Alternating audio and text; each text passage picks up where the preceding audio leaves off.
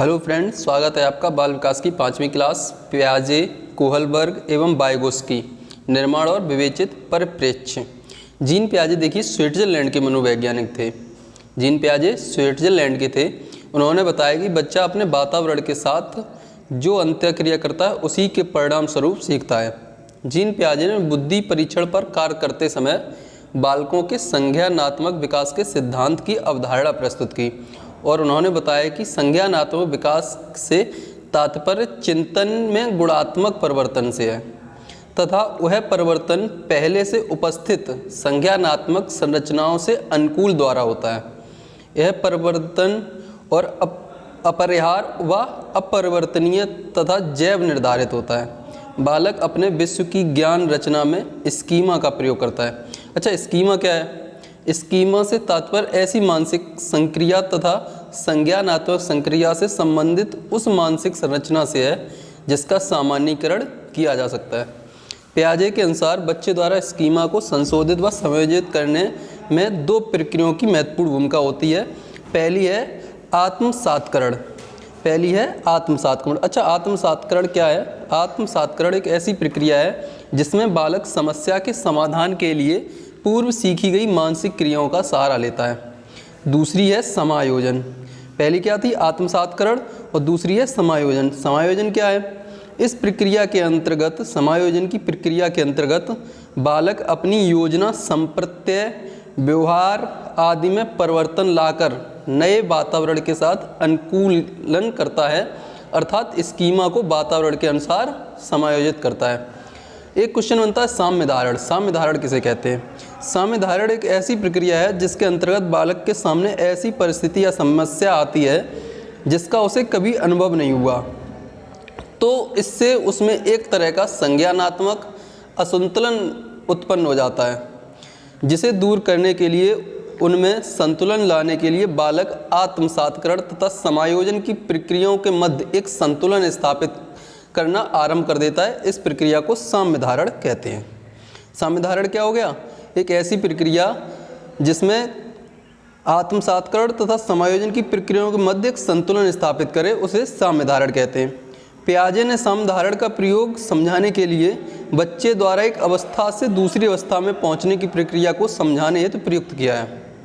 बच्चे द्वारा एक अवस्था से दूसरी अवस्था में पहुंचने की प्रक्रिया को समझाने हेतु प्रयुक्त किया है। पियाजे के अनुसार जब बालक विचारों में असंतुलन और संतुलन की ओर जाता है तो बालक में संज्ञानात्मक परिवर्तन आता है जो गुणात्मक होता है, ये इन्होंने बताया। फिर पियाजे का संज्ञानात्मक विकास सिद्धांत। पियाजे ने एक संज्ञानात्मक विकास सिद्धांत दिया। ठीक, इन्होंने इसकी संज्ञानात्मक विकास की 4 अवस्थाएं बताई। पहली अवस्था है संवेदी पेशी अवस्था। यह अवस्था जन्म से 2 वर्ष तक होती है। अगर पूछा जाए अवस्था कब से कब तक होती है? जन्म से 2 वर्ष तक। शिशु की इस अवस्था में क्या क्या गतिविधियां होती हैं? इस अवस्था में शिशु अपनी आँखों, कानों, हाथों और अन्य संवेदी प्रेरक उपकरणों के माध्यम से सोचता है। इस अवस्था में शिशु की बुद्धि उसके द्वारा व्यक्त होती है। किसके द्वारा व्यक्त होती है? उसके कार्यों के द्वारा। इस अवस्था में शिशु की बुद्धि किसके द्वारा व्यक्त होती है? उसके कार्यों द्वारा। अच्छा, एक उदाहरण ले, जैसे चादर पर बैठा बालक चादर पर दूर पड़े खिलौने को प्राप्त करने के लिए चादर खींचकर खिलौना प्राप्त कर लेता है। यही उसकी बुद्धि परीक्षण है। पियाजे ने संवेदी पेशी अवस्था को पुनः 6 अवस्थाओं में विभाजित। पहली है प्रतिवर्त क्रियाओं की अवस्था। यह जन्म से 1 माह तक होती है। प्रारंभ में बालक प्रतिवर्ती क्रियाएं करता है, जैसे किसी वस्तु को हाथ में पकड़कर चूसना। दूसरी है प्राथमिक वृत्तीय प्रतिक्रिया की अवस्था। यह 1 से 4 माह के मध्य की अवस्था है। तीसरी है द्वितीय वृत्तीय प्रतिक्रियाओं की अवस्था। यह 4 से 8 माह की अवस्था होती है। फिर चौथी है द्वितीय प्रतिक्रियाओं के समन्वय की अवस्था। यह 8 से 12 माह के मध्य की अवस्था है। पांचवी है तृतीय वृत्तीय प्रतिक्रियाओं की अवस्था। यह 12 से 18 माह के मध्य की अवस्था है। अंतिम अवस्था है 6वीं अंतिम अवस्था। यह 18 से 24 माह के मध्य की अवस्था होती है। फिर संवेदी पेशी अवस्था 4 बताई थी। पहली थी संवेदी पेशी अवस्था, ये हो गई। अब है पूर्व संक्रियात्मक अवस्था। पियाजे के अनुसार दूसरी अवस्था लगभग 2 से 7 वर्ष तक होती है। इस अवस्था को भी 2 भागों में बांटा गया है। प्राक संप्रत्यात्मक अवस्था। प्राक संप्रत्यात्मक अवस्था की अवधि 2 से 4 वर्ष के मध्य की होती है। इस अवस्था में बालक नई सूचना और अनुभवों का संग्रह करता है। इस अवस्था में बालक क्या करता है? वह नई सूचनाओं और अनुभवों का संग्रह करता है। इस अवस्था में पियाजे ने चिंतन को महत्वपूर्ण साधन, संकेत और चिन्ह को माना है। क्वेश्चन इस तरह होगा, इस अवस्था में बालक द्वारा किए जाने वाले कार्य किसके माध्यम से किए जाते हैं? मुख्यतः अनुकरण तथा खेल के माध्यम से। दूसरा है अंतर्दर्शी अवस्था। अंतर्दर्शी अवस्था की अवधि 4 से 7 वर्ष के मध्य। कितने वर्ष के मध्य? 4 से 7 वर्ष के मध्य। इस अवस्था में बालक में क्या क्या परिवर्तन आते हैं? इस अवधि में बालक में प्रारंभिक तर्क शक्ति आ जाती है तथा इससे संबंधित प्रश्नों को जानना चाहता है। पियाजे ने इसे अंतर्दर्शी अवस्था क्यों कहा? क्योंकि बच्चा इस अवस्था में, इस अवधि में अपने ज्ञान की समझ के बारे में पूर्णतः जानते हैं, किंतु वह कैसा जानते हैं और क्या जानते हैं इससे काफ़ी हद तक प्रभावित होते हैं।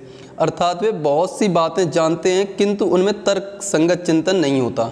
जैसे वे गणितीय घटाना व गुणा कर पाते हैं किंतु कहाँ प्रयोग करना है और क्यों प्रयोग करना है इसे नहीं समझते। तीसरी है मूर्त संक्रियात्मक अवस्था।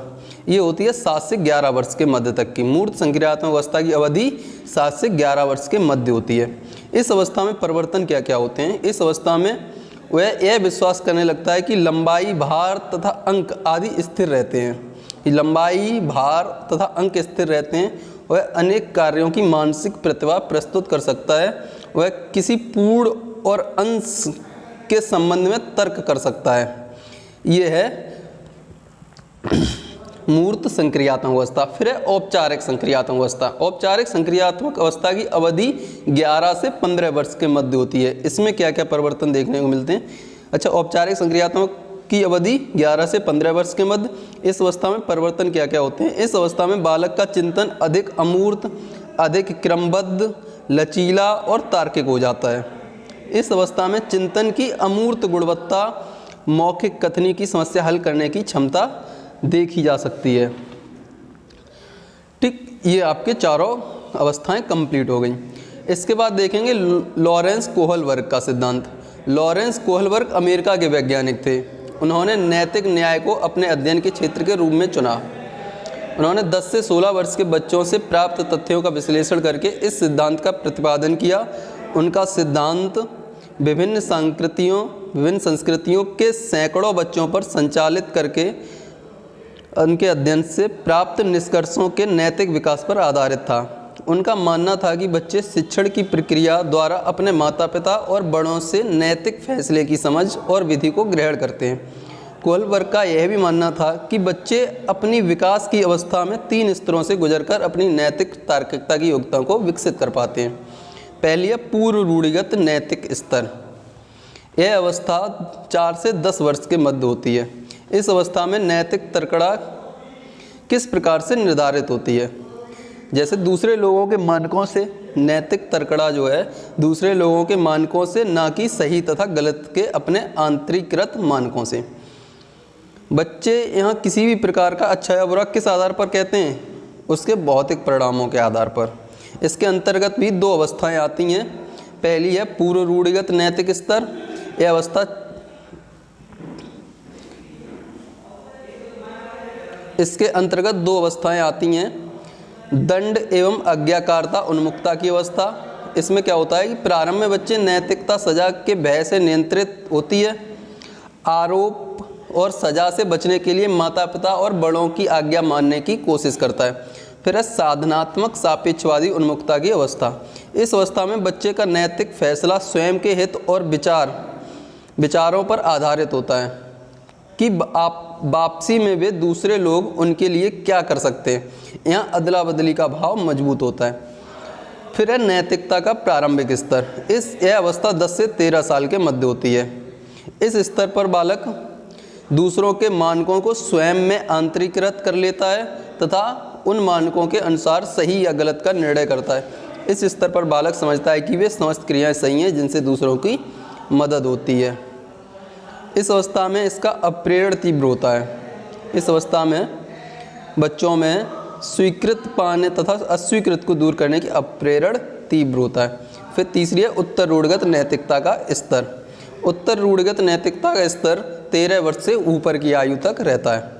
इस अवस्था में बच्चों में नैतिक आचरण पूर्ण आंतरिक नियंत्रण में होता है। इस अवस्था में बच्चों में नैतिक आचरण किसके नियंत्रण में होता है? पूर्ण आंतरिक नियंत्रण में। इस स्तर को दो अलग अलग भागों में चित्रित किया गया है। पहला है सामाजिक अनुबंध उन्मुक्तावस्था। इस अवस्था में व्यक्ति विवेकपूर्ण रूप से सोचना आरंभ करते हैं, जो मानवीय अधिकारों और समाज कल्याण को महत्व देते हैं। इस अवस्था में बालक उन वैयक्तिक आधारों तथा नियमों का आदर करता है जो प्रजातांत्रिक रूप से मान्य होते हैं। दूसरा है सार्वत्रिक नीतिपरक सिद्धांत उन्मुक्ता। इस अवस्था में नैतिक फैसला करने के लिए नियंत्रित बल काफ़ी अधिक आत्मसाती होते हैं। इस अवस्था में नैतिक फैसला करने के लिए नियंत्रित बल काफ़ी अधिक आत्मसाती होते हैं। किसी भी व्यक्ति का निर्णय उसके विवेक और सम्मान, न्याय और समानता के सार्वभौमिक सिद्धांतों पर आधारित होता है।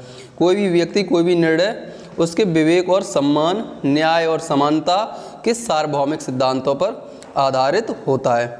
यह उच्चतम सामाजिक स्तर की उच्चतम अवस्था होती है, जहाँ किशोरों में सार्वत्रिक नैतिक नियम की नैतिकता बरकरार रहती है। यहाँ किशोर दूसरों के विचारों तथा नैतिक प्रतिबंधों से स्वतंत्र होकर अपने आंतरिक मानकों के अनुरूप व्यवहार करता है। फिर है कोहल वर्ग के सिद्धांत की सीमाएं। कोहल वर्ग का सिद्धांत देखा, उसकी सीमाएं हैं क्या क्या? यह एक सामान्य अन्वेषण है। इसमें प्रत्येक अवस्था के बालक के आसपास जब प्रेक्षक नहीं होता तो बालक अपने समान आयु वर्ग के बालकों की नकल करते हैं। अगर प्रेक्षक उपस्थित होता है तो वह ईमानदारी से व्यवहार करने वाले बालकों को प्रोत्साहित करता है और बेईमानी से व्यवहार करने वाले बालकों को हतोत्साहित कर सकता है। इस सिद्धांत की महत्वपूर्ण सीमा है कि इसमें तार्किकता पर अधिक ध्यान दिया गया है, जबकि वास्तविक व्यवहार की व्यवस्था पर कम। फिर है लेव सिमनोविच वाइगोत्स्की का विकास सिद्धांत। ये सोवियत रूस के रहने वाले थे मनोवैज्ञानिक लेव सिमनोविच वाइगोत्स्की। उनके द्वारा बालकों के लिए सामाजिक विकास से संबंधित प्रतिपादन सिद्धांत का नाम संज्ञानात्मक विकास का सिद्धांत। इन्होंने संज्ञानात्मक विकास का सिद्धांत दिया है लेव सिमनोविच वाइगोत्स्की ने। वाइगोत्स्की के सिद्धांत के अनुसार बच्चों के संज्ञानात्मक विकास में कारकों एवं भाषा का महत्वपूर्ण स्थान है। किसका महत्वपूर्ण स्थान है? कारकों एवं भाषा का। संज्ञानात्मक विकास के सिद्धांत को अन्य नाम दिया गया है सामाजिक सांस्कृतिक सिद्धांत। इस नाम सामाजिक सांस्कृतिक सिद्धांत के नाम से भी संज्ञानात्मक विकास के सिद्धांत को जाना जाता है। वाइगोत्स्की ने वास्तविक विकास के स्तर तथा संभाव्य विकास के स्तर के बीच के अंतर को समीपस्थ विकास का क्षेत्र कहा है। अंतर को क्या कहा है? समीपस्थ विकास का क्षेत्र। वाइगोत्स्की ने संज्ञानात्मक विकास में सबसे महत्वपूर्ण बच्चों की भाषा और चिंतन को माना है। तो वाइगोत्स्की ने संज्ञानात्मक विकास में किसको महत्वपूर्ण माना है? बच्चों की भाषा और चिंतन को। वाइगोत्स्की के अनुसार जब आत्मनियमन के लिए भाषा का उपयोग किया जाता है तो उसे आंतरिक भाषण या निजी भाषण कहा जाता है। आत्मनियमन के लिए भाषा का जो उपयोग किया जाता है उसे आंतरिक भाषण या निजी भाषण कहा जाता है। वाइगोत्स्की के अनुसार छोटे बच्चों द्वारा भाषा का उपयोग सामाजिक संचार और उनके व्यवहार को नियोजित एवं निर्देशित करने के लिए किया जाता है। बालक का संज्ञानात्मक विकास अधिगम के द्वारा संभव है। किसी भी बालक का संज्ञानात्मक विकास उसके अधिगम के द्वारा ही संभव है। वाइगोत्स्की के सिद्धांत के निकट विकास क्षेत्र में खेल का महत्व। खेल बच्चों को अपने व्यवहार पर नियंत्रण की क्षमता देने वाला मानसिक उपकरण है। यह मत वाइगोत्स्की का है। आगे देखेंगे, खेल व्यवहार को क्या करता है? संगठित करता है। खेल जो है वो व्यवहार को संगठित करता है। विकास में खेल के महत्व के बारे में वाइगोत्स्की का दृष्टिकोण समन्वयकारी था। विकास में खेल के महत्व के बारे में वाइगोत्स्की का दृष्टिकोण समन्वयकारी था। वाइगोत्स्की का खेल के बारे में मत था कि खेल संज्ञानात्मक, भावात्मक और सामाजिक विकास को बढ़ावा देते हैं। वाइगोत्स्की के अनुसार खेल विकास को कितने प्रकार से प्रभावित करता है? 3 प्रकार से। खेल कार्यों और वस्तुओं को विचार से पृथक करने का कार्य करता है। खेल जो है कार्यों और वस्तुओं को विचार से पृथक करने का कार्य करता है। खेल आत्मनियंत्रण और विकास में सहायक होता है। बच्चे खेल के निकट विकास क्षेत्र का निर्माण करते हैं। आज की क्लास आपकी यहीं पर समाप्त होती है। धन्यवाद।